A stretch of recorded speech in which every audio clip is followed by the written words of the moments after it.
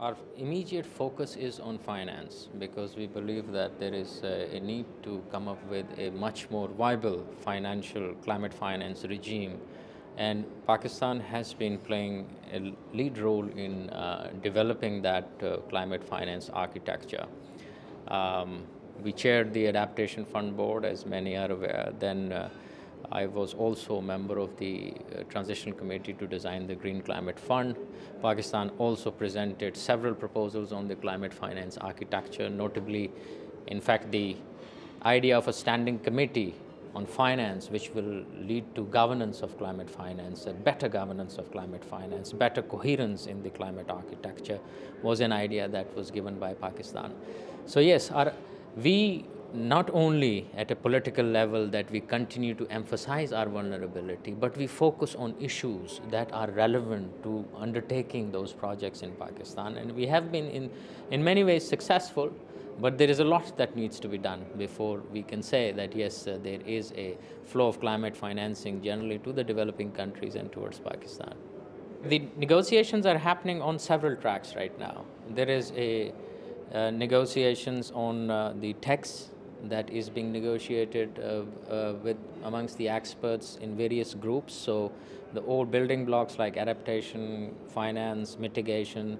There is this track which is part of the textual agreements that we need to find is happening. But at the same time, there is another thing happening.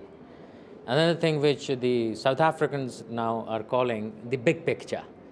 The big picture is focusing on the idea how we can salvage Kyoto Protocol or create a new regime in order to have an effective climate architecture either in post-2017, which is after the expiry of second commitment period, or in post-2020. So this picture is being developed now. The ideas are being shared.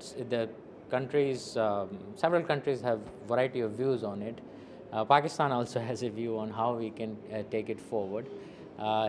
It seems, if you ask me, what do I foresee? I don't foresee something earth-shattering or something that will make or break the climate regime, but I do see that, yes, there is a possibility of reaching an agreement in which we will save or rather where we will be able to eliminate the gap in the commitments or in the gap in the Kyoto implementation. There are chances for this. The countries, major countries are coming around to this idea.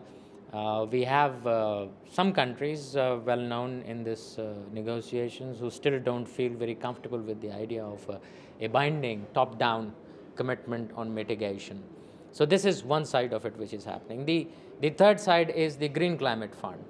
There are negotiations going on Green Climate Fund, how we can operationalize it simultaneously while coming out with a broader big picture architecture which can salvage the world in post-2020 architecture.